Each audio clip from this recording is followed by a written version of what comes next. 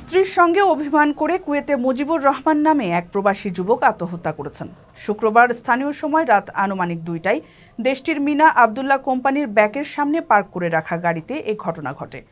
মুজিবুর মানিকগঞ্জ জেলার সিংগাইর উপজেলার উত্তর জামসা গ্রামের সৈয়দ আলী মাদবুরের ছেলে।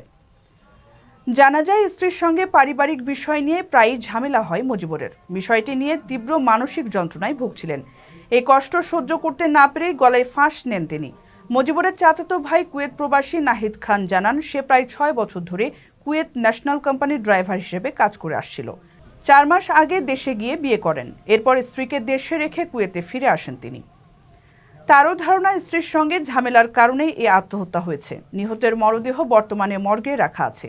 প্রয়োজনীয় প্রক্রিয়া শেষে মরদেহ দ্রুত দেশে নেওয়া হবে বলে জানিয়েছেন স্বজনরা। কারো কাছে স্বপ্ন পূরণ, কারো আনন্দের উপলক্ষ, আবার কারো জীবন পাল্টে দেওয়ার মুহূর্ত, কখনো জীবন বাঁচাতে সর্বোচ্চ গতিতে উড়ে চলা, কারো আবেগের শেষ মুহূর্ত, আপনজনের শেষ বিদায়ে শামিল হওয়া। এমন সব ইচ্ছে পূরণে সর্বনিম্ন ভাড়ায় দ্রুতগতির বাহন প্রবাসী হেলিকপ্টার। আপনার প্রয়োজনে যোগাযোগ করুন আমাদের হটলাইনে।